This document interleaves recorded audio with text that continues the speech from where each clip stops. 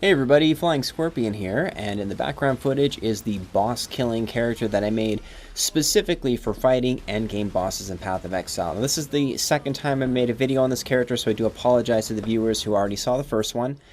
But to summarize, this character is a dex stacking Heirophant that uses Iron Commander Deathbow and summons a bunch of Siege Ballistas. So the build revolves around Iron Commander, and the way Iron Commander Deathbow works is you get an additional Siege Ballista that you can summon for every 200 dexterity that you have, and it also adds a little bit of physical damage for every 25 dexterity you have. So Heirophant has strong synergies and bonuses to totems, and Siege Ballistas count as totems, so when you put these two together you get a very strong character.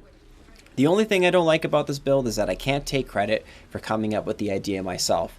So I don't know who to give credit to for whoever came up with the original idea, but I get the impression that this build has been around for a while and that people have been iterating and improving upon the build as a community for a while. So we use Iron Commander Deathbow. In addition to that, we use an amulet called Astramentus that gives plus 100 or so to all of your attributes, so you don't really have to worry too much about your strength and your intelligence requirements with this build. And the Heirophant starts on the northwest or the upper left portion of the skill tree, and all the dexterity stuff is on the bottom right. So you have to path your way down there, but fortunately you can just use a fluid motion Viridian Jewel to convert all the strength you pick up along the way into dexterity instead, and you're off to the races. You just stack up as much dex as possible. I don't know how much dexterity I'm at, but people can get up to 1500. There's a guy in standard that I chatted with who said he had over 3000, which is just like, I don't know if that's viable for newbies or if he's probably using some legacy gear you can't get anymore, but I don't know. But yeah, the build is good. It's really solid for taking down bosses. I made this build just for taking down bosses, and I'll put some footage of me fighting Sirus Awakening level 8 in the background. I'll show me taking damage. As you can see, I'm taking damage. The build isn't dying. I have done a deathless Sirus Awakening level 8 boss kill now with the build. It took about 6 minutes, which I'm satisfied with. I think that's a satisfying amount of time to take the boss down.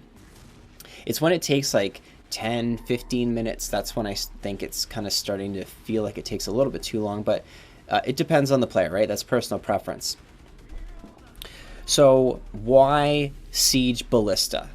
The reason I picked Siege Ballista is because playing as a melee character and fighting endgame bosses is much more challenging. It requires more skill.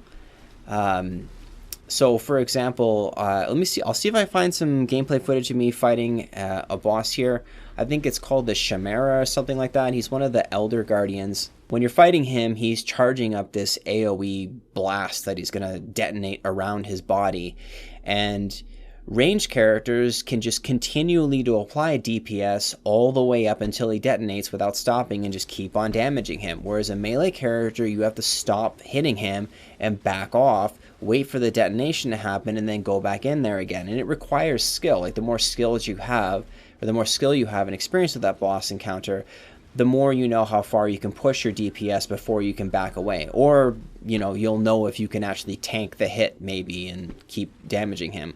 But this is stuff that's difficult for me because I'm new to these bosses. In fact, most of the footage that you're seeing in the background is the very first time I fought these guys. That's why I recorded. I was like, this is my first time fighting the Twisted. This is my first time fighting the Shaper solo or the Elder solo, for example. And this build has been such a crutch for me as a less than skilled boss fighting player that I've been able to succeed at fighting these bosses on my first try. And I'm really happy with that, especially being able to defeat the Twisted, and I think it's called the Formed, I don't remember their names, beat these bosses for the first time. The build has really helped out for me as a more casual player to defeat these endgame bosses. Okay, so I talked about why melee is difficult to play. What about ranged characters? Not all ranged characters are created equally. You've got ranged characters where you have to stop to apply your damage, and you can't run and attack at the same time. And so again, you're stuck with this decision. Do I stand still and attack, or do I run around and avoid damage, but I'm not doing I'm not dealing damage, right? So you have to choose. Either you're doing damage or you're running around avoiding death. And that takes skill. It takes knowledge of the bosses on when to make that call. And if you make the call at the wrong time, you die. Whereas a minion build or a totem build, for example, you can apply good single target DPS while you're running around and just evading attacks. And that's wonderful. Another good thing about it is that if the boss is teleporting around all over the place, or he goes off screen and you can't tell where the boss is, the minions or the totems will just track and follow the boss for you and apply DPS on your behalf, even if you've lost track of where they are. So this build is just really easy to play, and it's been pretty tanky, as you can see, and that's enabled me to learn these boss fights and just get some confidence under my belt. And I think that as I continue to fight them with this build, I will get more proficient at understanding their mechanics and how the bosses work and get familiar with them, and then move on to maybe bringing in a character that's a little bit more skill intensive, that requires a little bit more coherence from me as a player for fighting them. So yeah, I've been happy with it. I definitely recommend making some sort of boss killing character. If you're, home brewing something, maybe you can come up with your own thing. I just copied this off of what I saw other people doing on POE.ninja. I know people are going to ask, or someone's probably going to ask, how do you build a character from ground zero? How do you start from level 1 and level up a character like this? I don't really know exactly, because I just took an old level 92 Heirophant that I had, and then I had a free skill tree reset, and I just reset my skill tree, and then I spec'd into this and made the character. I just bought the gear, and then I just built the character. I put about 10x to get the build started, and then I put like maybe another 10 to 20x in the build since then to just continue investing into it. And the build seems to really continue getting a lot better the more you sink into it. You can get this thing up to like, I don't know, like 10 million, 15 million shaper DPS.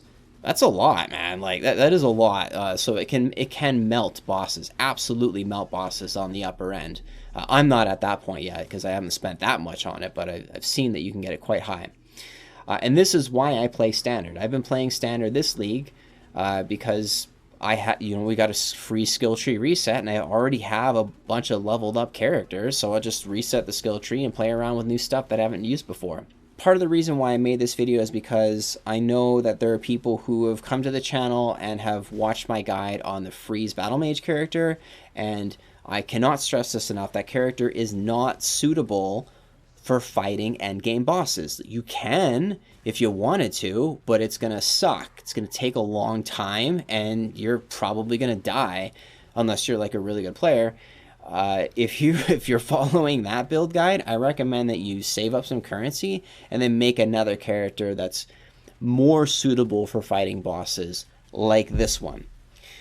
You can also do like a summon skeletons build for fighting bosses as well. I've done that before. It was satisfying. The only problem I have with Veil summon skeletons in particular is that it can be a clusterfuck on the screen, and it can kill your frame rate and your game performance, and it's also kind of hard to see and learn what's happening in the boss fight when there's just like so much shit on your screen. That's what I like about these Siege Ballistas. They don't clutter the screen that much, and you can still see what's happening, especially in multiplayer. It's not too bad. It doesn't kill the gameplay performance for other players. Okay, there's one more thing I want to talk about with this. I've been focusing a lot on breachstones lately, and I do like this build a lot for farming breaches because it's got reasonable clear speed. It's quite satisfying. It's good for covering. One of the things with breaches is you've got a lot of things that you need. You need to have damage projection, so you need to be able to project damage like all over the breach. So, and what's good about this is you can put totems down and leave them behind and just run around the edge of the breach, dropping totems, and they'll just kill everything all over this thing.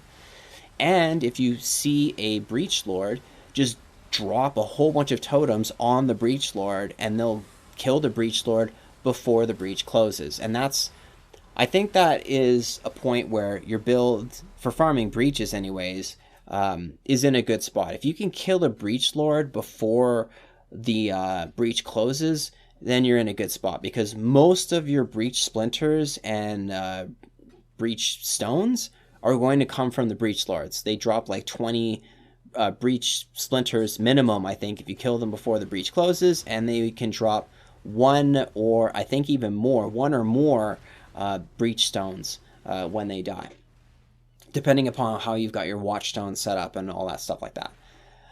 So yeah, that's today's video. I don't think I'm going to say anything that any expert on Path of Exile hasn't already learned by this point. And so this is for people who are maybe newbies. I'm somewhere intermediate. I'm like somewhere between total newbie and expert, which is a huge range. I know. I don't really know where exactly I am on the scale of mastery of Path of Exile. Somewhere in the middle. But yeah, here's today's video. Thanks for watching, and if you have any questions, let me know. I might be able to answer them, or any suggestions, let me know as well, and I'll see you in the next one. Bye.